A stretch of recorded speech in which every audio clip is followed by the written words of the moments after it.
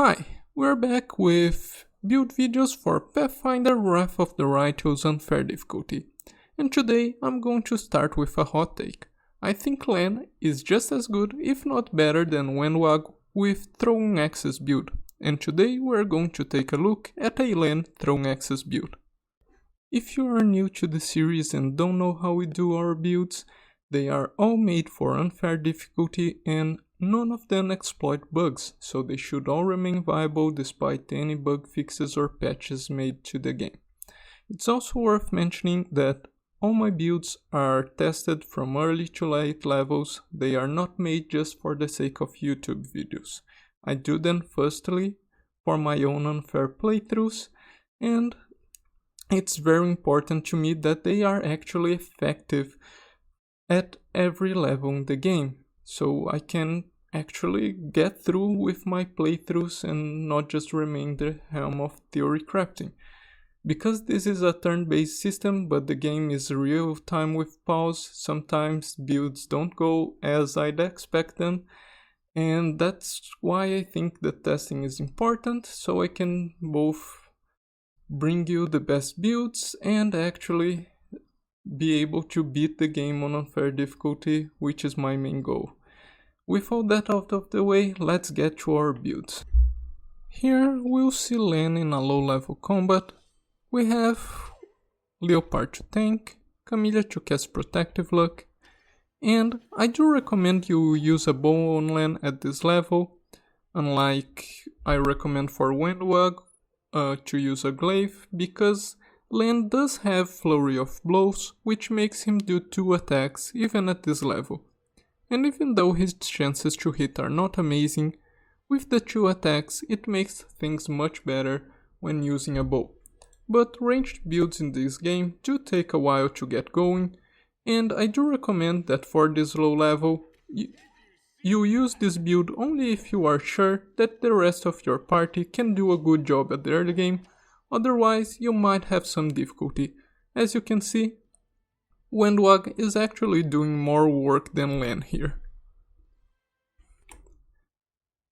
This build is very straightforward. We go 19 levels of fighter, so I'm just going to go over the feats and abilities we get during our fighter levels.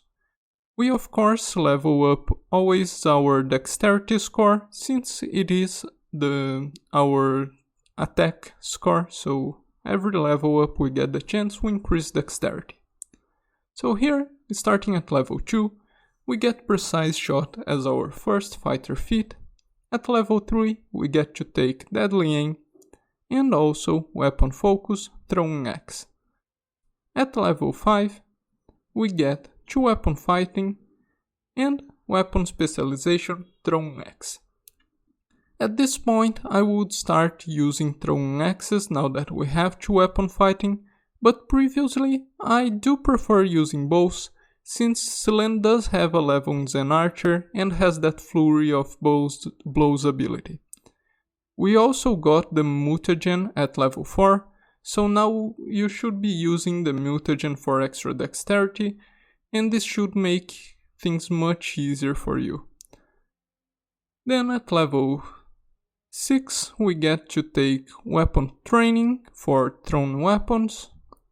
At level 7 we get Dazzling Display and Shatter Defenses as feats.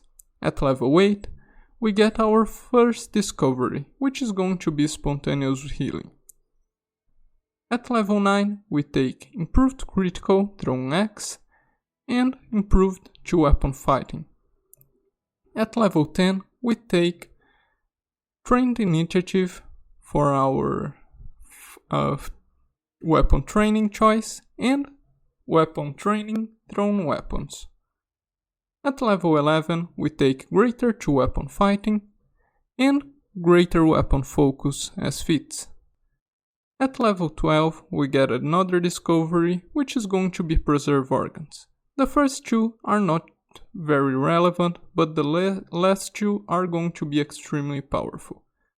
At level 13 we get another 2 feats for Rapid Shot and Snapshot. At level 14 we also get another choice of Weapon training for fighter statics. This is going to allow us to use seize the moment even when our companions don't have the feat. And also weapon training, thrown weapons again. At level 15 we get improved snapshot and seize the moment, especially now because we have some levels into snapshot and also our fighter static ability. At level 16 we get another discovery for greater mutagen. Now we not only get a bonus to dexterity when using the mutagen, but also to strength, which increases our damage. At level 17 we take greater weapon specialization, throwing axe, and greater snapshot. At level 18 we get another weapon training ability for armed bravery and also weapon training, thrown weapons.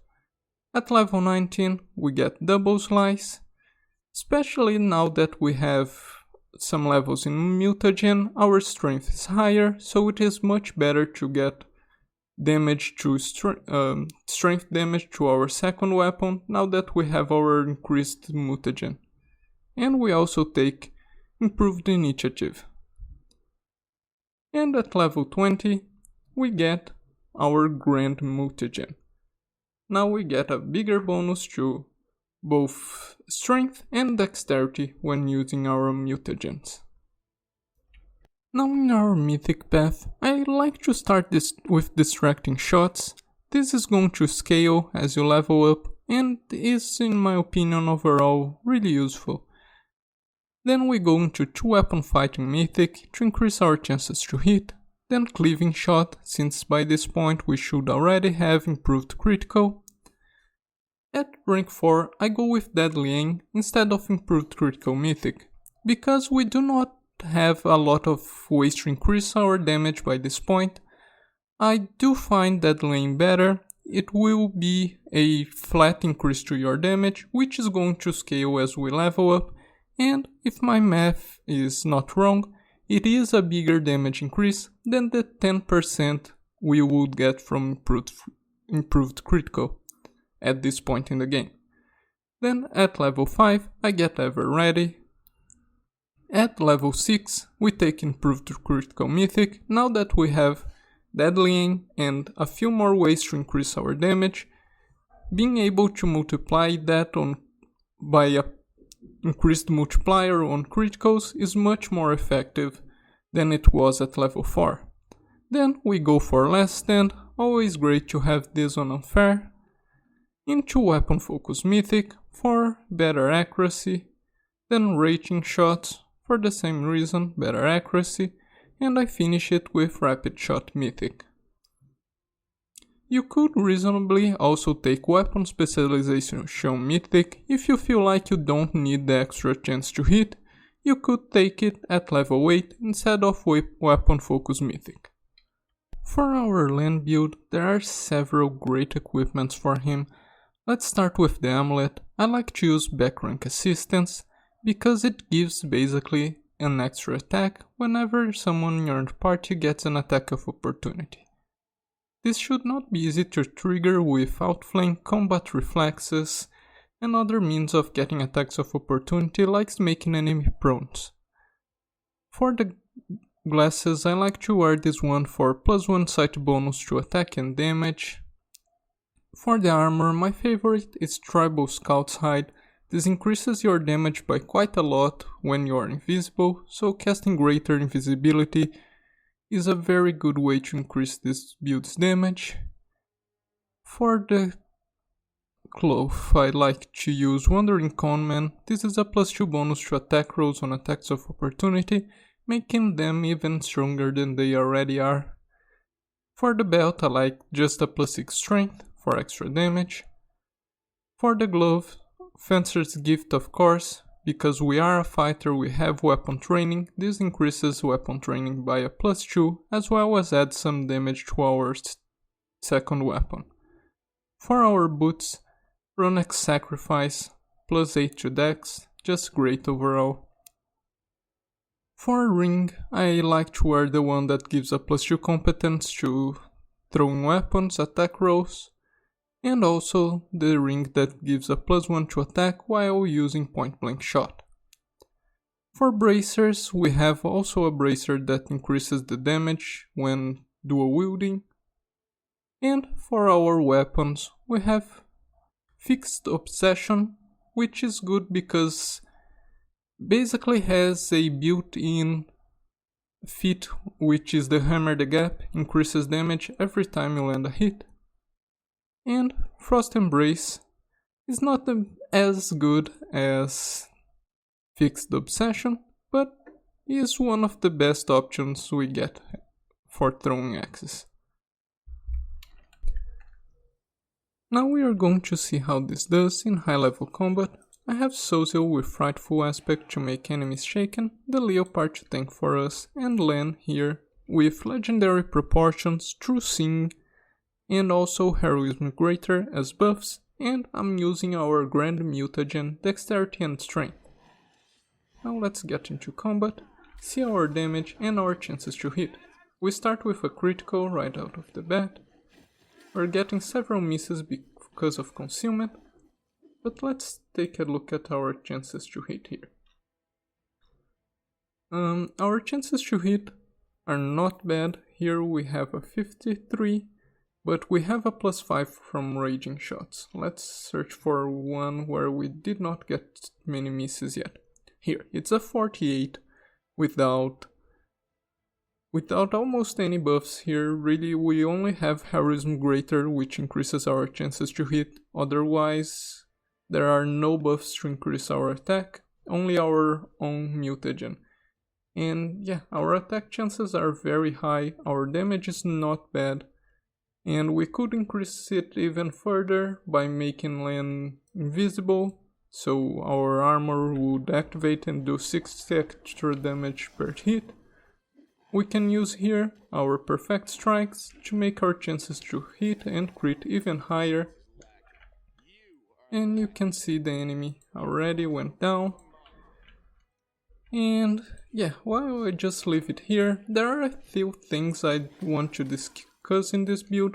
Why I chose Lann for the throwing axes build instead of Windwag, like everyone else seems to do. And the main reason is because Lann can take levels into Mutation Water fight, and Mutation Water is extremely powerful, right? Because the mutagens are great value. Basically, as soon as you get the mutagen at level 5, you'll be ahead of Windwag in dexterity. While she would be at a 21, you would be at a 22 already. So, overall, I do believe that Lann does a bit better job at being a throwing axe build.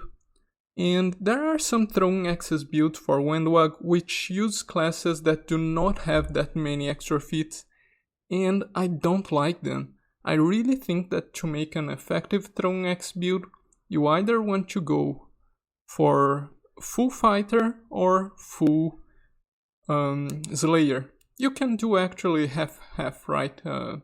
Slayer doesn't have any capstone ability which you want to get. Though Fighter has a good capstone ability, we miss that with Lann, but I still think the mutagens are better value than that capstone ability.